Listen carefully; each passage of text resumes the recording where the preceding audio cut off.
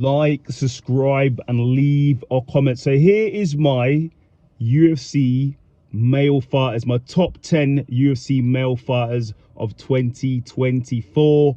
Like, subscribe, and leave a comment. It would really help me out if you could watch this video from the beginning to the end. It will really help me out here. I'm trying to build this community. I'm trying to make us build this community. This is all of us working together. So I just want to say thank you to all those who subscribed so far. Another year in the bag. I got a lot of big things coming, big interviews as well with UFC fighters, but we're trying to build this platform. So if you could like, subscribe, and watch this video to the end, beginning to the end, that would be great. So here are my top 10 male UFC fighters of 2024. Obviously, you know, I'm not going to do a top 10 because I think that's just too long. I'm not going to do a top 10. In fact, I'm going to do a top 6. Yeah, I said it, a top 6 male fighters of 2024. Honorable mentions: Bo Nickel, he's undefeated, you got to give him an honorable mention. Also, Shara Bullet is undefeated in the UFC, he's doing his thing. Also, Leron Murphy from the UK, stand up, got to shout him out. Diego Lopez for sure, he's definitely up there. Listen, he lost, but Max Holloway, I have to give him a shout out. Look at his emphatic win at 300, you have to.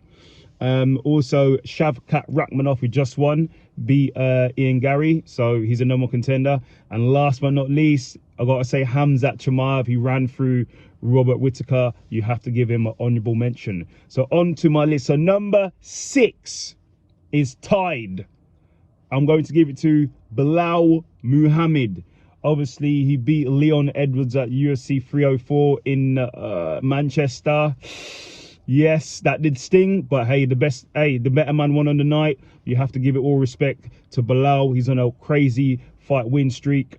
He's only defended his title once this year. He could have been higher up if he would have defended his title this month, but he didn't due to injury. But he's doing really well. Long win streak. You have to give him respect, whether you like him or hate him. I like him. I think he's doing awesome. Obviously, I like Ilia Edwards, but it is what it is. Belal, all the respect to Belal, he's the welterweight champion. Because he's only defended his title once this year, I can only give him a number 6. He's not as active. Then I'm going to say he's drawn number 6 as well. There's 2 people at number 6. Also at number 6, tied. I'm going to give it to Tom Aspinall.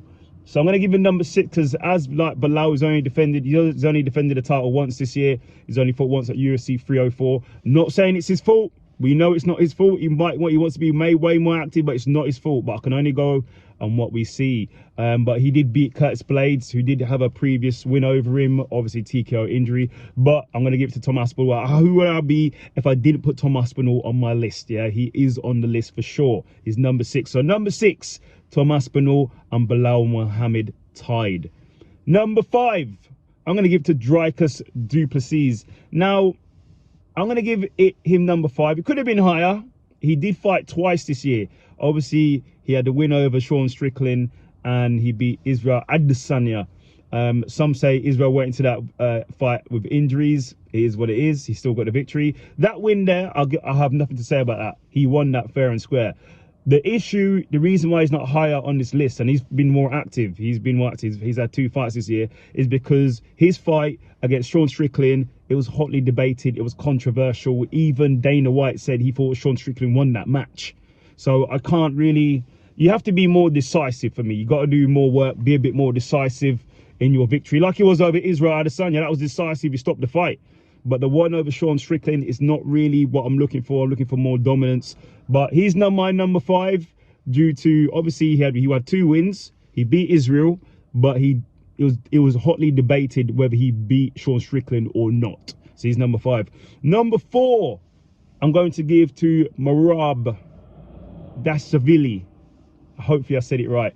I think Morob's awesome. I like Morob. I think he's awesome. I follow him on social media. He likes my stuff as well. He does acknowledge my stuff. So thank you, Morob. Salute to you.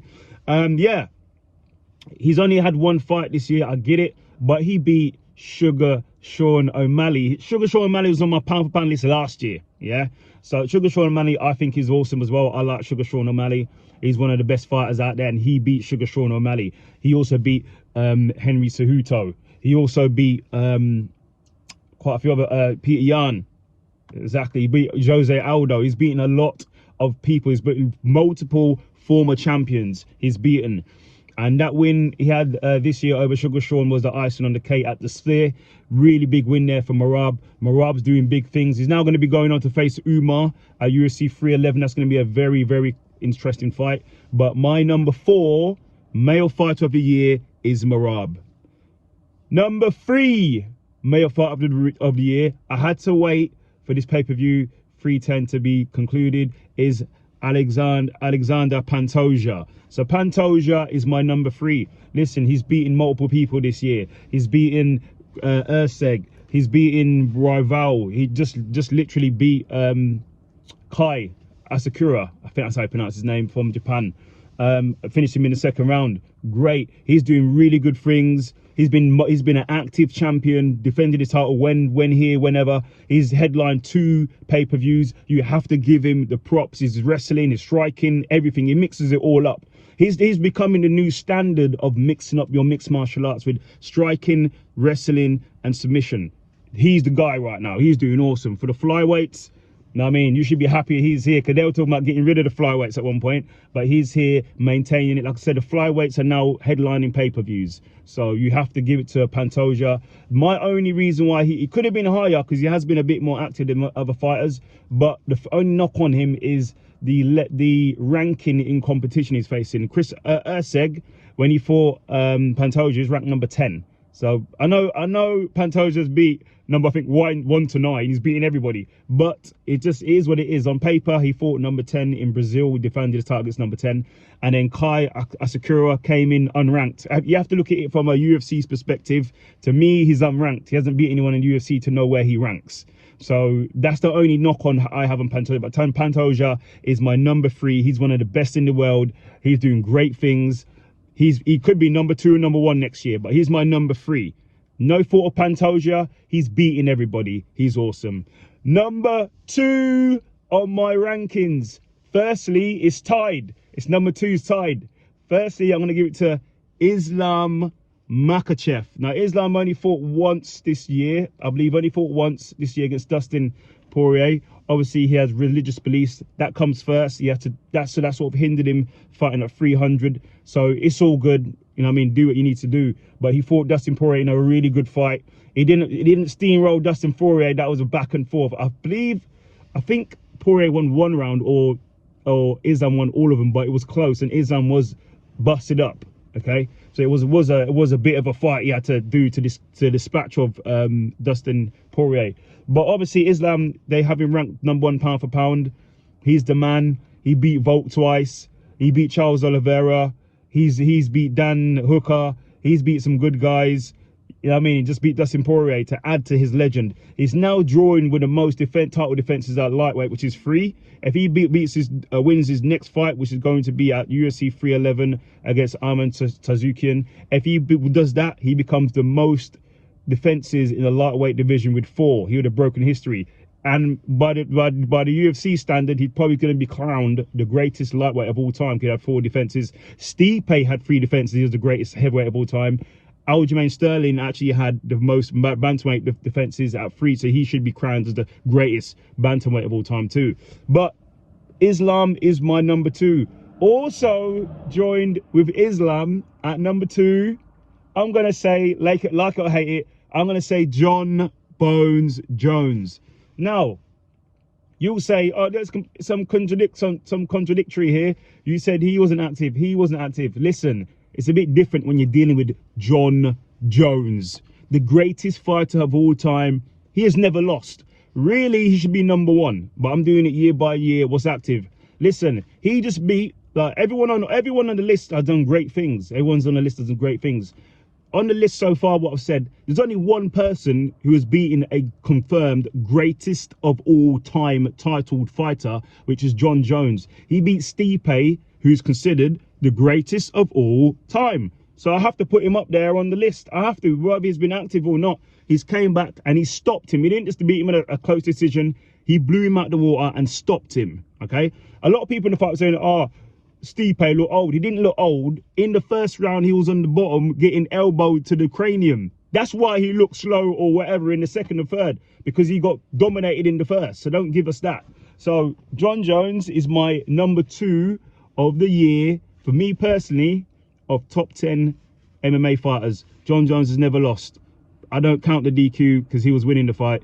Jon Jones has never lost. He's never been defeated. He's got the most title wins. He's got the most everything. If you look on his wiki, he has so many accolades, it's ridiculous. He's the greatest of all time, but it's also my number 2. Now, number 1 is Joint. So my 1B, yeah, I'm doing 1B. So my 1B is Ilia Toria. 1B. I had to do it this way. Ilia Toria is my 1B. Listen, he beat Max Holloway. He didn't just beat Max Holloway, he knocked him out. Wow. Okay, no one does that to Max Holloway. He also beat Alexander the Great Volkanovski.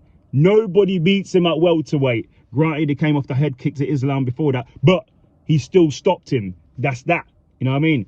So he's coming off 2. I know that was the year before, I believe. Was that February the year before? But all I know, this year, obviously he beat Max Holloway. That was massive. Massive, stopped him. No one's ever done it. That's a massive feat. Max Holloway weighing there as the BMF, one of the greatest featherweights of all time. Ilia knocks him out. Then Ilia knocks out Volkanovski. Those 2 wins back to back is too much for me. That vaults him all the way up to number 1B. So he's my number 1B. He's doing great things. He's going to rematch Volk next. I don't know if that goes any different for Volk. We'll see. I'll do my prediction on that closer to the time. We'll see. But right now, he's the man. He's the man. He's the guy. Spain, stand up. I like Spain. I've been Spain many times. Awesome. Spain is awesome. I love Spain. And yeah, I'm giving my number 1B to Ilia Toria. Now, the number 1 pound for pound fighter of the year. And new 1A, the man, the top of the top, is Alex Poatan Pereira. Shama. It has to be. Who else can it be? Who else can it be? He's the most active champion. He's beaten Yuri at UFC 3. No, he beat Yuri. That was previously. Obviously at 300, he beat Jamal Hill. He then beat Yuri at UFC 303. And then at 307, he beat Khalil Roundtree. He's the most, and he's going to fight more. He could have fought more if he wanted to. He just came off the win before that over Yuri before that. The guy is the most active champion. When something goes wrong, who do they call? They call Alexander Poatan Pereira. It's like the Batman sign. They put the bat signal. He turns up. He pulls up and he knocks people out. He gives you what you want to see. You want to see a stand-up fight? He gives you a stand-up fight with a KO, with a finish. You get an emphatic finish with Poatan Pereira. He is the number 1 fighter of the year for me personally. Like I said, he's the most active champion. He's finishing fights. Granted, okay, his last fight was against somebody that's a little lower in the ranking, but it was a really good fight, and he got the finish. And he stopped him. Yeah, he beat the number 1 and number 2 before that. That was Jiri and Jamal Hill. Alexander Poatan Pereira is probably the biggest star they've got in the UFC right now. Obviously, you got Sugar Sean O'Malley. You got Izzy still there. Like between them 3, he's definitely up there. Obviously, you got Jon Jones as well. So he's one of the top 4 biggest stars. But definitely, I don't think there's any argument here. My number 1 fighter of 2024 is Alex Poatan Pereira. He is the champ at 2 weight divisions. He's on a bit of a win streak right now. He's doing his thing. All I can say to you, I have one more thing to say. Shama.